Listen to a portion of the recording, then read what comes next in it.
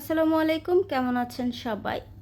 তৈরি করে দেখাচ্ছি খুব সহজভাবে ফ্রাইড রাইস। এটা আপনি খুব সহজভাবে তৈরি করে নিতে পারেন, কিন্তু টেস্ট হবে একদম রেস্টুরেন্টের মতো। চলুন দেখে আসি তাহলে কিভাবে তৈরি করলাম।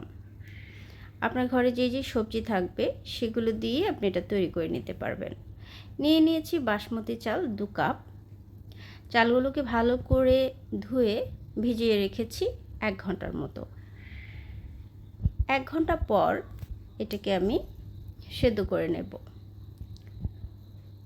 এটাকে আমি 100% সেদ্ধ করব না, এটাকে আমি 90%-এর মতো সেদ্ধ করে নেব। বেশি সেদ্ধ করলে এটা নরম হয়ে যাবে, রাইসটা ঝরঝরা হবে না। এদিকটা অবশ্যই খেয়াল রাখবেন।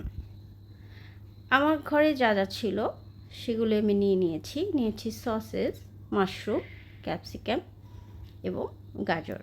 আপনার ঘরে যা যা থাকবে তাই আপনি নিয়ে নিতে পারেন। এখানে দিয়েছি গাজর। গাজর সামান্য ভাজা হলে দিয়ে দেব কিছু বাদাম।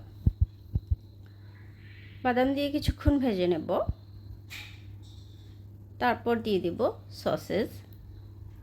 সসগুলো দিয়েও কিছুক্ষণ ভেজে নেব।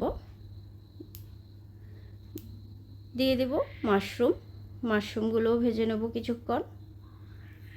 তারপর আমি ক্যাপসিকামগুলো দিয়ে বেশিক্ষণ ভাজবো না, কারণ এটা জলদি সেদ্ধ হয়ে যায়।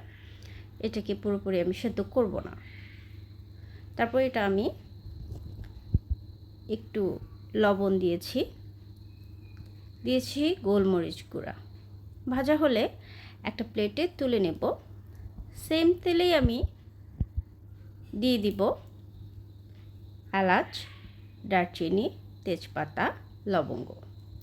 এগুলো কিছুটা ভেজে দিয়ে দিব সেই পানি ঝরিয়ে রাখা রাইসটা।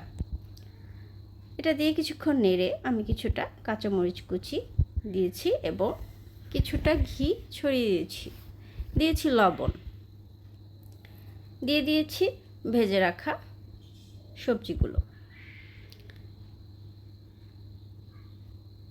কিছুটা নেড়ে চেড়ে মিশিয়ে কিছুক্ষণ ভেজে নামিয়ে নেব। তৈরি হয়ে গেল খুব সুন্দর মজাদার স্বাদের ফ্রাইড রাইস। এটা দেখতে যেমন চমৎকার হয়েছে, ঝরঝরা হয়েছে, খেতেও কিন্তু খুব মজা হয়েছে। এত সহজভাবে রান্না করার পরও এটা কিন্তু টেস্টে একদম রেস্টুরেন্টের মতো হয়েছে। তো যারা নতুন রাঁধুনি আছেন তারা এভাবে রান্না করে দেখতে পারেন, খুব সহজভাবে, কিন্তু খুব মজা হবে।